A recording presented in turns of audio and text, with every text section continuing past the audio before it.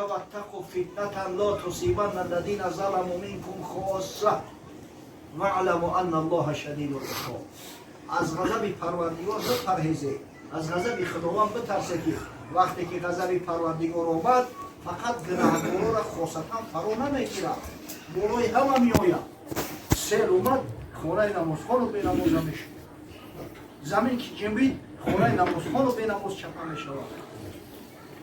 مشتونه در سر تو بگیره که غضب پروردگار بسیار سخت است، خداوند شدید العقاب است.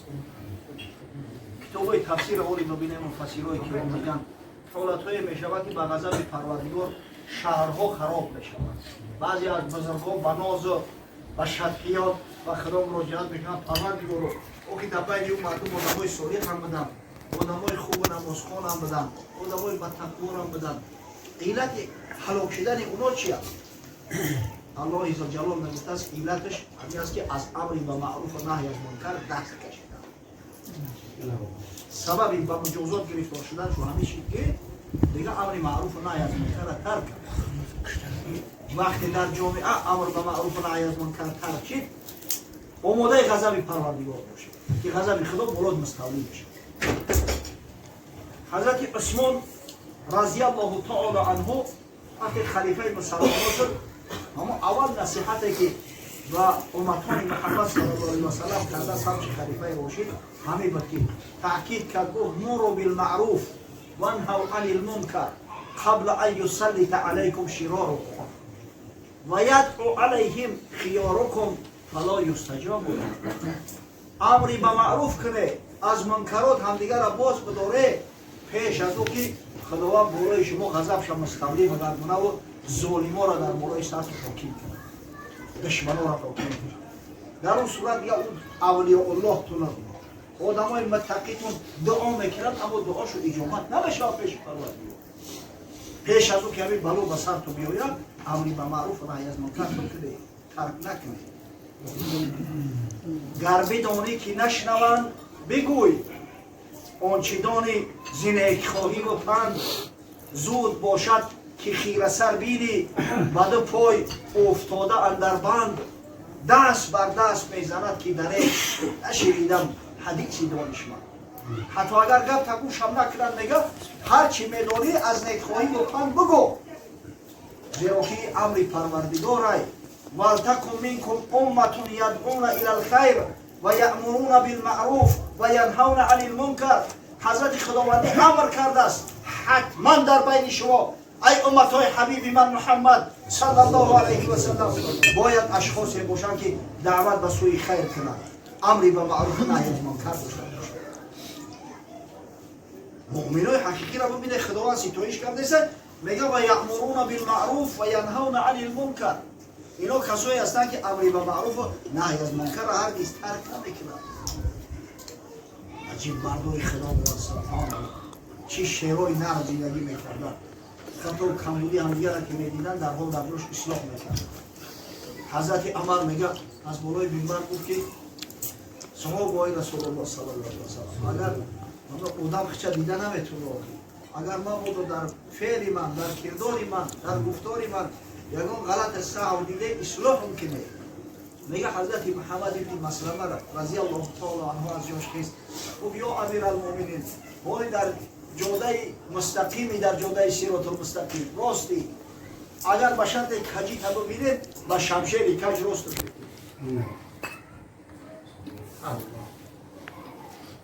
امری به معروف و نهی از منکر شرط نیست که خیلی محفل کلام شود و یا ملوک که امری به معروف کن. در ذمه پدرها و واجبای در خانواده‌شان امری به معروف و نهی از منکر همیشه برگزار بسازند. در ذمه شوهرها واجب است که زناشون دهتری امری به معروف و نهی از منکر کنند. در ذمه کلانای قوم لازم است که همون مقصد خوردار را همیشه تعلیم و تربیت کنند. یک محفل نکاح داشتیم، شعبچه شیشتگی شعبچه خشم خیلی به تجربه توی اگجو زن یکم شد. من همون سویده ترشم خونه آباد ایتا عقل فروست ندارم، نمیفهم. پدر عروس میدرویا ایرون خونه در قطعی تغویش این خونه آبادو قرار شدید ما هم تاویش توقت نکردیم تاویو شما رئیس حساب میکنن که در تری معرکو و اگر وکیلی خطی باشه البته وکیل میشود بگو به مرد کوی خوب خطونه حرمت کنه خطونه مورا حرمت نکنه همین خطونه حرمت کنه ای خونه آباد بگین اما تاوی عروسم این همین پدر شاید دیگه دماغی شا پجار سوخت های دماغش پاش خواق شدم کدای گفتم نشه جورا همین مردک تعلیم دو این همین نهی از منکرای اون به هم یک خیستن یکمان جود کمی شود تو که خیستی فقط را احترام میکنن او احترام فقط اختر تشو بته ایدر بدرو که همون داماد پوچود تا بعضورک ششنای در قیصد نیسته تلخط میکفا که من یاد اختری نوزنی نمی برو میتوی خونو بود اخرا بخاطر احترام ایجوش نمیخیزن کونشا کوگنا میکنن یه بچه حالی گفتم شما در زمانهای طلایی زندگی کردیسته اون دورهای ما بچه بوده شهر را با گیگو میزدن سر دهن جونا برای جزیبات میکردن در بالای سرشو کمر میچوشیدن اما بچه هم بیچونه را میگذارم نمیگذارم دی پویندوز هم میکشیدن با تختای پیش میکالتی لچو میکردن این در یک دوره طلایی بخشم قسم شما زندگی داریم ای کجا شیدم این دوره طلایی و این همین دعوت عالی یعنی که سببگارش این همین امری به معروف و نهی از منکر و یقیمون الصلاة مؤمنای حقیقی کسایی هستند که نماز خدا را برپا می‌دارند نماز فرض خدا است نماز بزرگترین عبادت پروردگار است اکنون واقعا در این محفل مجلس ما حاجت به ذکر فضیلت‌های نماز نیست همه الحمدلله اهل نماز همه اهل سجود هستند این خاندان همه الحمدلله اهل سجود و اهل تقوا و اهل مسجد هستند اما در مجموع میگیم که فردا روز قیامت اول چیزی که از بندش پروردگار سوال میکنه همین نماز بچه‌ها ان اول ما یحاسب به العبد یوم القیامت من عمله صلاة فردا روز قیامت اول چیزی که خداوند از بنده محاسبه میکنه همین نماز است فإن صلحت فقط افلح و انجح اگر از امتحان نماز گذشتی نجات یافتی رستگار شدی ایام بالای پلیس رو تا وقتی میگذری امام غزالی میگه که همونجا شلگباومو هست شلگباوم یکمش همین نماز است توپس که نماز داشته باشیم شلگباوم میکشوند اجازت بهتن میره لیکن خمش ای همین نماز که نداشته باشیم همونجا دیگه سرکلپا میره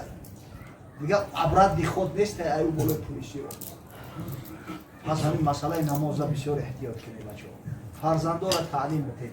من خدا را شکر میگم الحمدلله که این دیها از اون دیهاتی هست که مسجدای آبادان زیبا دارن همین تا اومده بوری اول بود در یا بود قدی اشاره خوری بهردین اومده بودیم خودم ضروری بوری اول همین تا اومده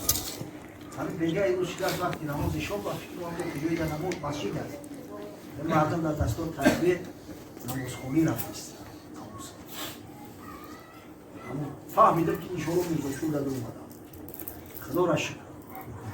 پدران را تعلیم دادیم بچه‌ها انا مشکلی که پدرای ما و شما را تعلیم دادن وظیفه جانی ما و شما کردن فرزندان را تعلیم بدیم ساعت که مسجد میره و شرط بیدار کنید بچه جان بخیر یا خاتم برید انا از تعلیم پدر همون فرزند کمال می‌یابد از تعلیم پدر همون فرزند خوب صالح میشه هیچ کس از پیش چیزی نشد هیچ آهن خنجری تیزی نشد همه کجا یک انسان خوب صالح رو بینه به خدا قسم رشته شما که پدر از خوب صالح در خانواده مسلمان کلان شده دیگه ای خودی همون پدر را دیده و به پدر تقلید کرده آداب و اخلاق یاد گرفته از اسلام آگاهی پیدا کرده خودمون که نماز میخونیم سعی کنیم که در خانواده همیشه نماز برگزار باشد برقرار باشد زنها را دخترها را امری به نماز کنیم این فرمان پروردگار است تأکیدی در تأکید گفتن بکنید مسئله نماز مسئله جدیه برادران عزیز روز محشر که جانگداز بود اولی پرسش از نماز بود پس مکن در نمازها تقصیر تا در آن روز ما شود